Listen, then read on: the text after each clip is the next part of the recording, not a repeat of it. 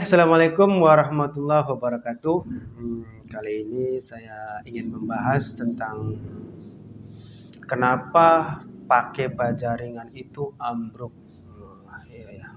Ini teman, kita tidak boleh menyalahkan siapa atau bahannya atau apa gimana. Kita bicarakan yang positif-positifnya aja. Saya mau bicara tentang bagaimana yang seharusnya baja ringan itu tidak ambruk, pakai baja ringan itu tidak ambruk, dan kenapa pakai baja ringan itu ambruk. Sini kita mulai dari pondasi dulu. Tetap semuanya itu kekuatan semuanya apapun di pondasi, entah bangunan apapun kan, dari bawah, entah rumah, entah gedung, entah gudang apalah. Kita ambil yang jelas aja dulu. Contoh bata, pasang bata dari bawah, dari pondasi bawah, pasang bata, naik ke atas, pasang bata. Nah, ini yang terpenting, kekuatan baja ringan itu. Ini yang terpenting. Sudah naik bata, pasang cor atas, cor sabuk atas. Nah, sudah diteplok, cor sabuk atas dipasang, dan itu harus kita uji. Di situ letak kekuatan baja ringan. Kekuatannya baja ringan itu di sana. Harus kolaborasi dengan cor satu. Sudah kita cek benar-benar cor ini kuat, benar-benar kuat. Kita cek dengan yang sebenar-benarnya, benar-benar kuat, sesuai dengan kolaborasi semen sama spray, dan hasilnya udah oke lah, benar-benar udah kuat. Nah, di situ kekuatan baja ringan. Pegangan kekuatan patokannya di sana. Nah, sudah dicek sudah kuat. Nah, ini contoh kita naikin kuda-kuda. Contoh kuda-kuda sudah jadi. Mau kuda-kuda mau merengan aja, mau kuda-kuda potong atau kuda-kuda full atau mau apa, macam-macam lah yang biasa kita kerjakan. Nah, kuda-kuda udah menumpuk di atas cor. Ini kita tuh jangan pernah lari dari aturan. Ini aturan yang sebenarnya. Sudah menumpuk di atas cor kuda-kuda ini, ujung kuda-kuda, kita harus pasang dinabol. Nah, di dinabol, tolong ya, saya pesan dengan semua tukang-tukang kita yang teman-teman kita yang mengerjakan konstruksi baja ringan, pemasangan dinabol kita tuh harus benar-benar korek sampai dalam. Bagaimana pemasangan dinabol itu yang sebenarnya. Kita tuh harus jangan pernah mengabaikan sesuatu yang lari dari aturan. Kita tuh harus korek yang sebenar-benarnya. Cor yang benar-benar sudah kuat, pemasangan dinabol yang sebenarnya bagaimana. Kita tuh harus pahami kekuatan dinabol itu bagaimana, kita harus pahami. Nah, di situ kekuatannya. Sudah naik kuda-kuda, pemasangan dinabol yang sempurna, itu kekuatannya. Ya kan? Nah, sudah selesai pasang dinabol, bagaimana cara pemasangan baja ringan supaya tidak ambruk. Ya kan? Ini dari awal. Dari pondasi dulu, baru naik kuda-kuda. Nah, nanti kita bahas tentang bahan yang bagaimana, nanti kita bahas. Ini kita dari awal dulu ya, dari pondasi dulu. Nah, sudah pasang kuda-kuda, sudah pasang dinabol dengan benar, ya kan? Nah, baru bahas ke material. Nanti kita baru bahas soal berapa bentangannya, berapa jaraknya, dan memakai bahan yang bermacam-macam ketebalan. Nanti kita bahas. Mau pakai yang 065 yang paling tipis, 070, 075, 080, sampai yang paling tebal 1 mili. Baja ringan yang paling tebal cuma 1 mili. Nah, tadi kita sudah sampai ke pemasangan dinabol yang benar dan sudah naik kuda-kuda. Ini contoh satu gitu kan. Nah, saya ingin membahas tentang umum dulu, yang umum. Contoh, entah tuan rumah, entah pemborong, entah kita kerjaan apalah, bermacam-macam kerjaan. Pasti temanya tuh gimana cara memakai baja ringan yang irit tapi kuat. Ini yang paling kita jalani selama ini yang paling umum kan. Pasti mau yang ya bukan irit banget, yang jelas yang lumayan irit sesuai dengan kantong kita dan sesuai dengan aturan. Dan itu sudah pasti kalau tidak lari dari aturan itu sudah pasti kuat. Nah, kita awali dari bahan yang paling tipis dulu, 0,65. Ya kan? Dengan bahan 0,65 tetapi memakai genteng yang berat. Mau kanmuri kek, mau kiak kek, mau Jatiwangi kek, mau genteng beton kek, monggo silahkan. Dengan bahan yang ini yang akan saya bicarakan. Bahan yang tipis loh, bahan yang paling tipis 0,65. Ya bermacam-macam lah. Nah, masa sih pakai genteng berat? Ya kan pakai genteng berat terus nggak mungkin kuat. Pakai yang tipis sebenarnya kuat, tergantung kita yang mengerjakannya. Asalkan sesuai dengan aturan, kuat, dijamin kuat. Nah, begini, kita dari pabrikasi dulu, dari pabrikasi perakitan kuda-kuda dulu. Sayap, bentangan, sayap, bentangan dengan ukuran. Bentangan saya mau bicarakan tentang bentangan 10 meter. Dengan memakai bahan yang tipis dan kolaborasi bahan yang standar. Tidak bisa bentangan yang 10 meter. Ini kita bicara 10 meter, kalau lebih sempit lagi, lebih pendek lagi, kita beda lagi. Kita ambil yang pada umumnya dan yang standar aja dulu. Bentangan 10 meter. Ingat ya, saya mau bahas bentangan 10 meter dengan memakai bahan kolaborasi. Yang tertipis dan yang standar. Yang standar 0,75 dan memakai bahan yang tipis. Bukan berarti bahan yang tipis nggak bisa dipakai dan jelek, tidak. Ada ada penerapannya. Nah, untuk dua bahan ini, bahan yang 0,65 dan 0,75 ketebalannya, untuk web jari-jari, nah, kita pakai yang paling tipis. Itu ada alasannya. Jadi untuk web pakai yang paling tipis, untuk sayap dan bentangan memakai 0,75. Kita bahas tentang aplikasi dulu, ya kan? Untuk bahan yang 0,75 sayap, bentangan 0,75, tapi web memakai 0,65 yang paling tipis. Kita harus ingat dan kita harus bareng-bareng, inilah yang sebenarnya perakitan atau pabrikasi bikin kuda-kuda. Ini yang sebenarnya.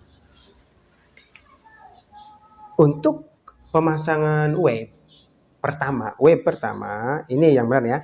Web pertama dari atas ke bawah.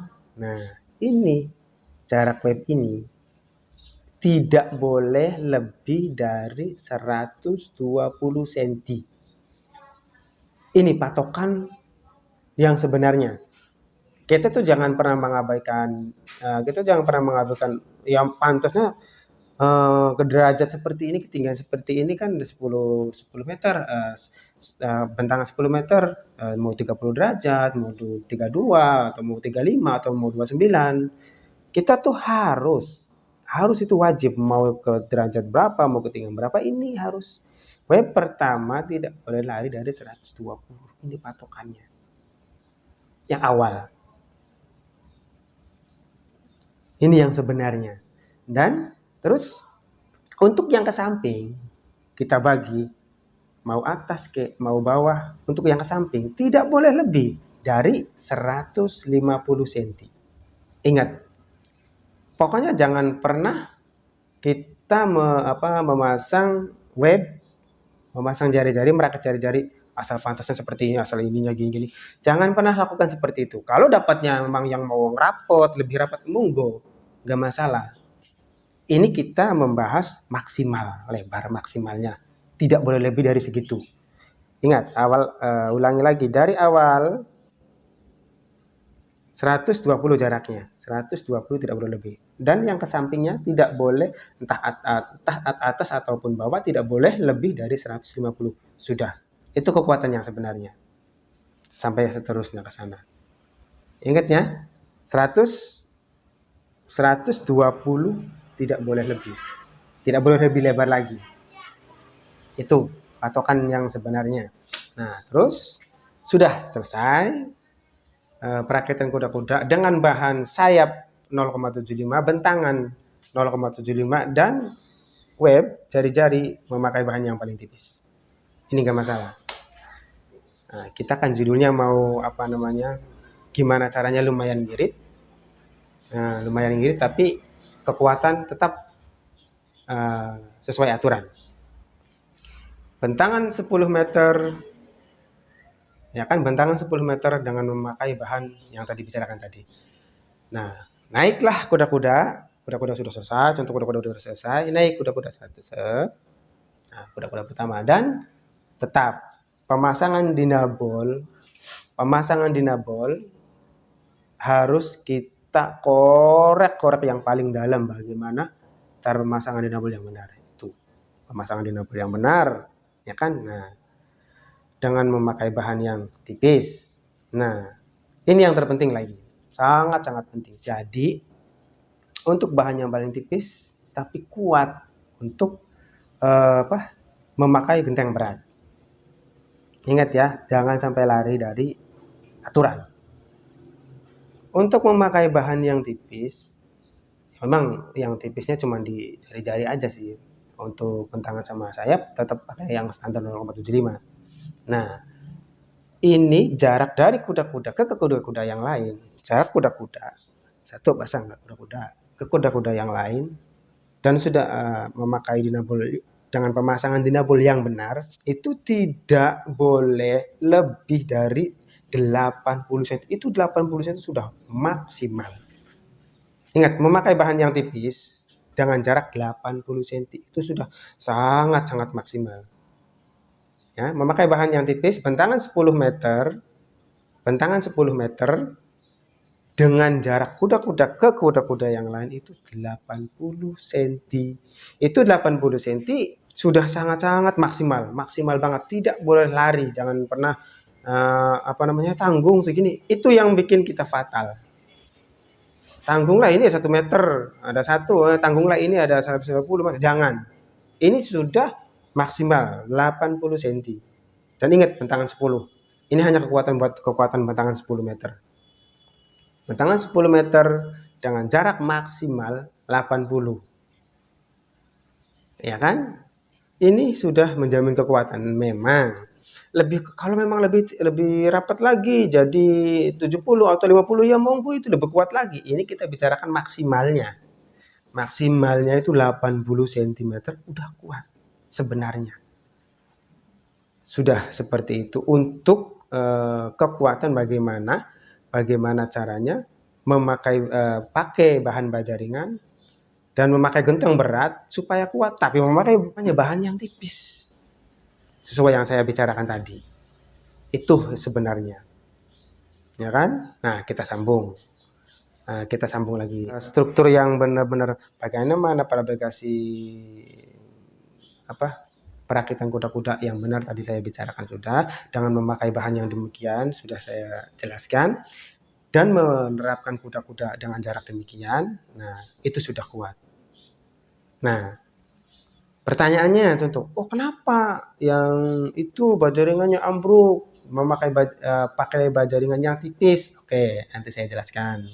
Dan saya tidak mau membicarakan karena gini. Saya ambil logikanya aja, ambil kenyataannya aja. Tadi kan saya bahas 80 cm dengan aturan yang sudah ya benar, webnya sekian, ukurannya sekian, banyak itu sama. Contoh ini kita sudah rakit ya, ini yang sayapnya yang 0,75, bentangan 0,75, jari-jarinya pakai yang tipis dan sesuai dengan aturan sudah. Kita pasang, ya kan? Kita pasang lagi 180, itu benar. Tapi Ini dampak yang menjadi kita ambruk. Tanggunglah, kita ngirit, bahannya ada segini dan ini juga mau, nggak apa-apa, udahlah kuat. Kita tuh di situ letak ambruknya. Udahlah 1,5 meter atau 120 atau 100. Tadi kan saya bicarakan 80 nggak boleh lebih. Karena memang mungkin irit, apalah ini itu. Pokoknya kalau lebih dari 80 itu sudah fatal. Apalagi 100 meter, 100 cm, apalagi 120 dan bahkan ada yang 150. Itu. Ini sudah sangat fatal. Kalau sudah 150 jaraknya dengan bahan yang tipis. Contoh itu kan ruangannya panjang banget ke sana berapa gitu kan, bentangan 10. Terus ya karena memang irit, mau ngirit 1,5 meter, 1,5 meter, 1,5 meter. Jangankan 1,5 meter, ini 100 cm aja sudah tidak boleh. Dengan bahan yang saya bicarakan tadi. Itu tidak boleh memakai genteng berat. Nah, seperti itu.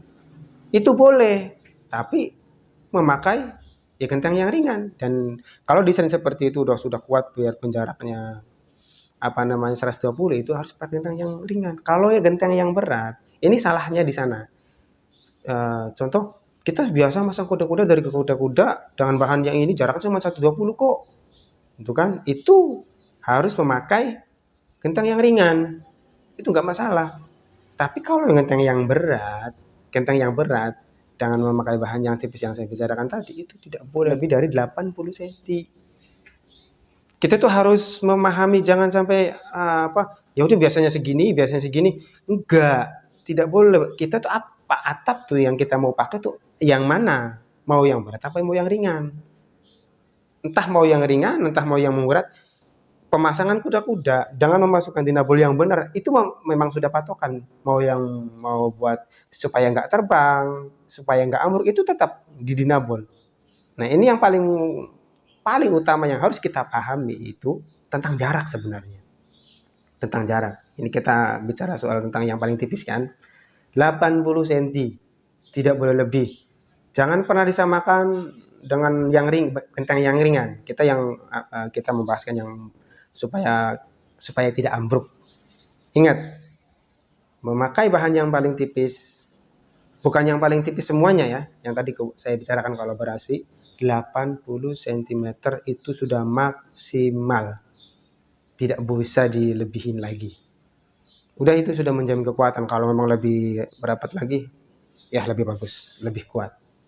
Nah, semoga untuk penjelasanku kali ini bisa teman-teman pahami. Nah.